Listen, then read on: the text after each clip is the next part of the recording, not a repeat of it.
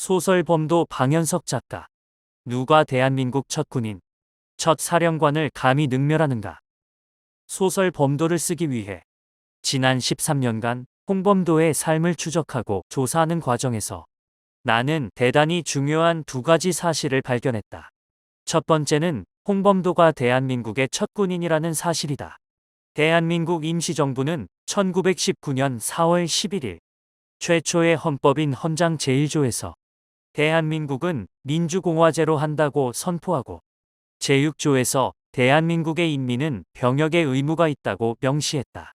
그리고 대한민국 2년 1920년 1월 대한민국 임시정부는 대일 선전포고를 했다. 1920년을 대한독립전쟁의 원년으로 선포한 대한민국 군무총장 노백리는 군무부 포고 제1호를 발동한다. 충용한 대한의 남녀여 결전의 시각 광복의 계절이 도래하였도다. 너도 나아가고 나도 나아갈지라.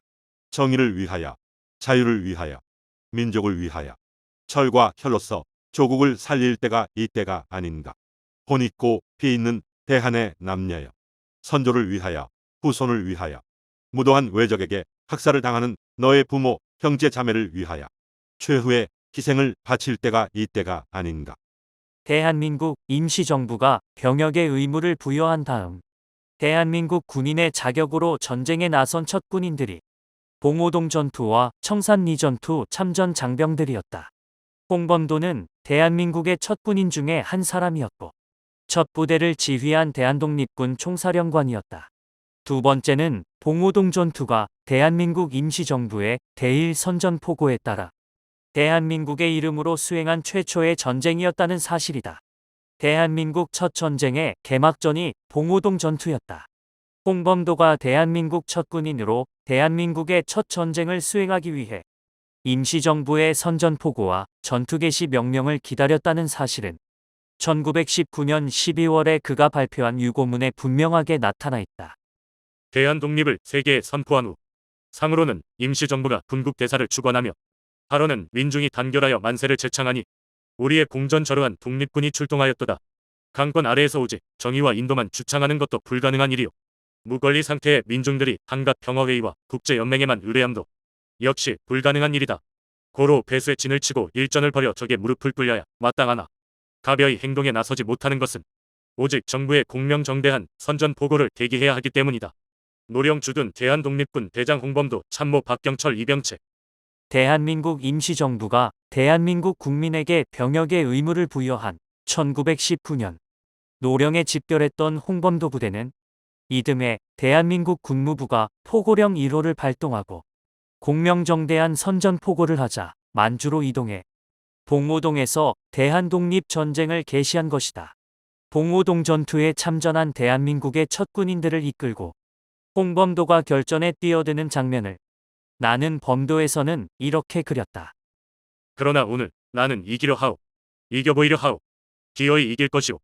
그러니 우리 끝내 이깁시다. 대한이 이길 수 있다는 것을 보여줍시다. 오늘 우리는 죽을 수는 있어도 져서는 아니 될 독립전쟁의 첫 번째 대회전을 벌이고 있소. 반드시 이겨서 지울 수 없는 승리의 이정표를 이 봉오동에 새겨두어야 하오. 대한민국 임시정부의 관보와 다름없었던 상해판 독립신문은 이 전투를 대한민국 임시정부가 선포한 독립전쟁 제1회전에서 거둔 대승이라고 대대적으로 보도했다. 심지어 이 전투에서 패배한 일본군도 홍범도에 대한 경외감을 표시했다. 연해주와 만주의 동포들로부터 존경을 한몸에 받았을 뿐만 아니라 적들조차 경외감을 표시한 대한민국의 첫 군인이 홍범도였다. 그렇지만 홍범도에게 승리는 언제나 승리한 그 하루뿐이었다. 남은 모든 날이 패배였다. 그는 승리한 그 하루의 힘으로 남은 모든 날의 패배에 맞서야 했다. 아내는 일본군의 고문을 받다 죽었다. 큰아들 홍양수는 16세의 나이로 그와 함께 일본군과 교전을 벌이던 중에 태백준영에서 전사했다. 마지막 남은 가족인 둘째 아들 홍용환도 일본군과 싸우다 이영만리에 죽었다. 일본군에게 빼앗긴 아내의 시체도 찾지 못했다. 두 아들을 전장에 묻어둔 채 어금니를 깨물고 돌아서야 했던 홍범도다. 재산 한 푼 남기지 않았고 핏줄 한 점 남기지 못한 채 평생을 일제에 쫓겨다니며 싸웠다. 끝내는 스탈린에 의해 카자흐스탄으로 추방당해 극장 수위로 최후를 마친 그다. 죽어서도 80년 동안 후손이 차려주는 제사밥 한 그릇 얻어먹어보지 못한 홍범도다. 누가 감히 자신의 모든 것을 나라와 동포들을 위해 바쳤으면서도 무엇도 바라지 않고 자신을 위해 아무것도 남기지 않은 그의 삶을 능멸할 수 있단 말인가. 이것은 이념이나 노선, 정치적 이해득실의 문제로 따질 일이 아니다. 애국과 매국의 문제도 아니다. 심지어 일본군조차도 용맹과 헌신성을 경외했던 그를 다시 어디로 내쫓겠다는 것인가. 수위로 일하며 모은 월급을 평생토록 누구에게도 대접받아보지 못하고 살아온 독립군 동지와 부하들에게 모두 털어주고 카자흐스탄에서 죽은 그를 78년 만에 모셔올 때 대한민국 정부는 무엇이라고 말했던가. 이제야 모시러 와서 죄송합니다. 모셔온 지 고작 2년 만에 평생을 일본군에게 쫓겨다니다 끝내는 러시아에서 강제 추방당했던 그를 이번에는 대한민국이 강제 추방하겠다는 것인가. 세계 어느 나라, 어느 역사에서도 첫 번째 군인으로 자기 나라의 첫 번째 전쟁을 승리로 이끈 독립영웅을 이렇게 능멸한 적은 없었다. 이것은 대한민국이 결단코 해서는 안 될 일이다. 고려인 사회의 정신적 지주 홍범도. 대한민국의 첫 군인 홍범도 장군은 중앙아시아 고려인 사회의 정신적 지주였다. 김영삼, 이명박, 박근혜 대통령 시절부터 카자흐스탄 정부와 봉환 교섭을 한 끝에 2년 전에 간신히 모시고 왔다. 그의 봉환 과정에서 가장 어려웠던 것은 자신들의 정신적 지주인 홍범도를 차마 떠나보내려 하지 않는 50만 고려인들의 마음을 달래는 일이었다.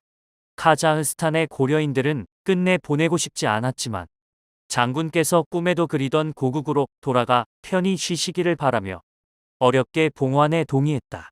그렇게 눈물 속에 떠나보낸 홍범도 장군이 고국에서 당하는 능멸을 지켜보며 중앙아시아의 고려인 동포들은 지금 피눈물을 흘리고 있다. 대한고려인협회의 노알렉산드라 회장은 이럴 거면 차라리 장군님을 다시 돌려보내라. 창피해서 못 살겠다는 얘기들이 터져나온다고 전했다. 고국에서 홍 장군이 당하는 모욕이 도무지 믿기지 않아 직접 서울로 온 카자흐스탄 독립유공자재단 청년회장인 독립지사 개봉욱 선생의 후손 게일이 나는 눈물을 훔치며 말했다.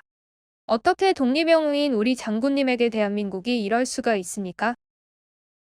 그렇다. 대한민국이 사람이 이래서는 안 된다. 세상에는 차마 사람이 해서는 아니 되는 일이 있다. 대한민국의 첫 군인으로 대한민국의 이름으로 수행한 첫 번째 전쟁을 승리로 이끌었던 내장군과 항일 무장투쟁을 이끈 지휘관 3,500명을 배출한 신흥무관학교 설립자인 이회영 선생을 대한민국 육군사관학교 교정에서 쫓아내고 옮기려는 시도를 당장 중단해야 한다. 이회영 선생의 손자인 이종찬 광복회장의 말씀대로 차라리 깨끗이 파쇄해서 없애는 것이 이미 충분히 능멸당한 그분들을 더 능멸하지 않는 길이다. 오죽하면 분노한 중앙아시아의 고려인들이 시위 피켓을 들고 외치겠는가. 모셔갔으면 제대로 모셔라. 홍범도 장군이 문제면 고려인 동포 50만도 적인가. 홍범도 장군이 수위로 일했던 카자흐스탄 고려극장 배우들과 스태프들은 요즘 화병에 걸릴 지경이라고 한다. 홍범도 배역을 맡아 열연해온 주연 배우 최로만과 함께 극단을 이끌어온 유보비 예술총감독은 말했다.